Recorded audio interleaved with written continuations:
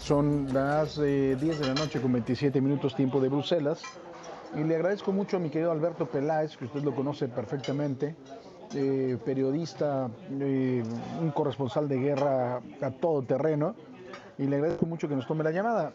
¿Por qué vamos a platicar con él? Mire, no es un asunto de hacer polémica, es un asunto de que podamos entender entre todos que la polémica alrededor de la disculpa que se le pide directamente al rey de España no es un asunto político más. Hay que entender también cómo funciona la monarquía constitucional española y las funciones que tiene el rey. O sea, usted lo debe escuchar y decir, bueno, qué cosa tan payasa y para qué sirve un rey.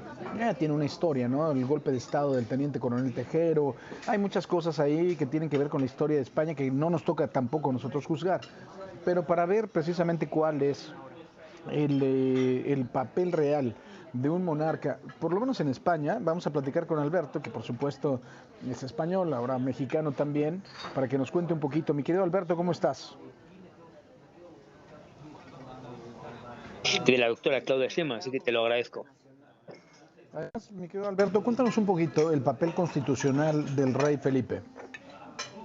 Bueno, en primer lugar me gustaría decirte por qué el rey nunca contestó. Es que es importante también hacer esta diferencia. El rey en España, las atribuciones que tienen constitucionales, no está entre sus atribuciones la labor ejecutiva, que le compete al presidente del gobierno, en este caso a Pedro Sánchez y al Consejo de Ministros. El rey, cualquier cosa que vaya a hacer, tiene que pedir permiso. O sea, el rey no puede, si el rey está en Madrid y quiere hacer un viaje a Sevilla, por ejemplo, para hacer un discurso, primero tiene que preguntar en Moncloa a ver si puede ir.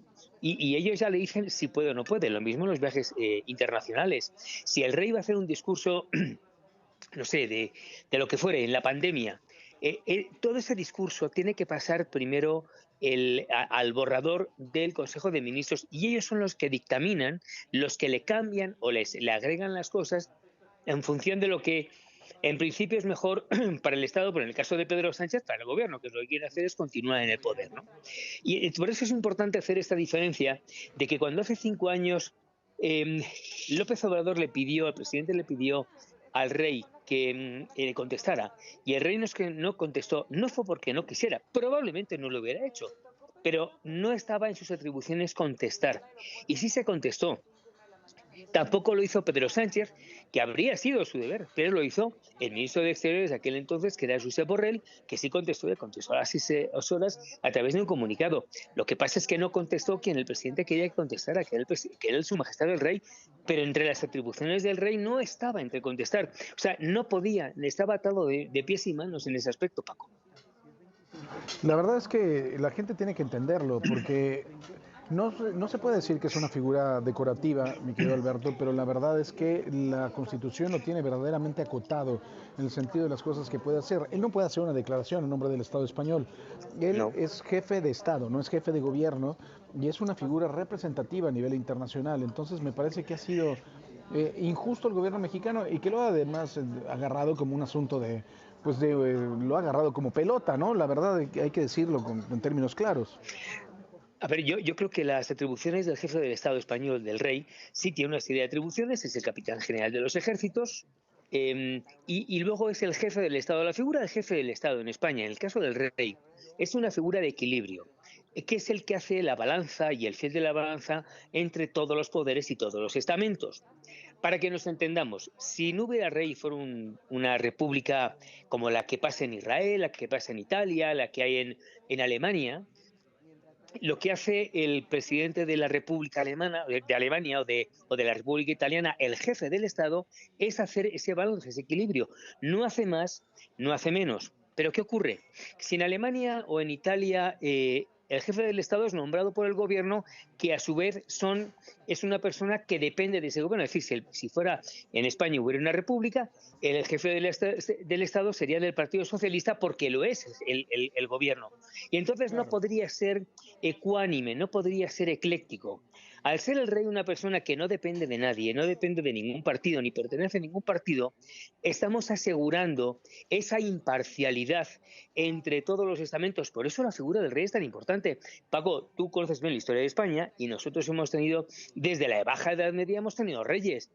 Que nos ha ido mal o bien, es verdad, dependiendo de qué épocas, con épocas con monarquías feudales, luego absolutistas que fueron muy malas, y terminó con una monarquía constitucional que nos ha ido muy bien, esa es la verdad.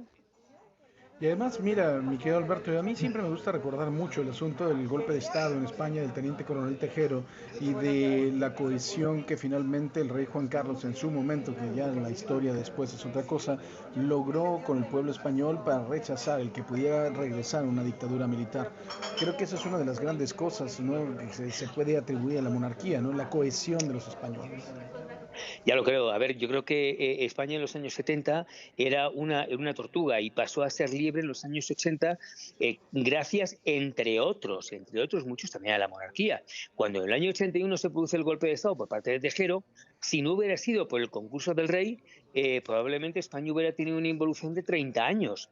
Pero son muchas más cosas. Es decir, hoy la historia de España no se puede escribir en los últimos 50 años sin la figura de don Juan Carlos. Lo que pasa es que es verdad que a veces el español es cortoplacista y se queda con lo último, con los líos de faldas, con las comisiones que no se pagaban a Hacienda, con el elefante. Pero yo creo que si tuvimos que hacer un balance entre lo positivo y lo negativo, es abrumadoramente más importante lo positivo por parte de don Juan Carlos que lo negativo, que también hubo luces y sombras. Y en el caso de don Felipe, le ha estado tocando, ha tenido que bailar con la más fea, como decimos en España, desde el momento en que llegó este gobierno Frankenstein, como le llamamos, en el que está Pedro Sánchez con los separatistas y los catalanes, y Podemos, que es un grupo extremista que lo que pretende es acabar con la monarquía para instaurar una república. No podemos olvidarnos de eso, Paco. Y aquí lo que están haciendo es martillar al rey, y como no pueden con él, ¿qué hacen? Martillan a su padre, el rey emérito, don Juan Carlos. Pero creo que es mucho más lo positivo que lo negativo. Y por eso, cuando ahora me han contestado tantas cosas por X, por Twitter, eh, que la verdad es que a mí me da igual, demuestran una ignorancia supina, además de, te diría que un conato pues cómo te lo podría decir, de puerilidad intelectual y de un enorme poderío intelectual, ¿no? En el que yo creo que no tenemos que entrar en esas cosas. Los que de verdad nos dedicamos, como tú y yo, a los medios de comunicación serios, y somos periodistas serios.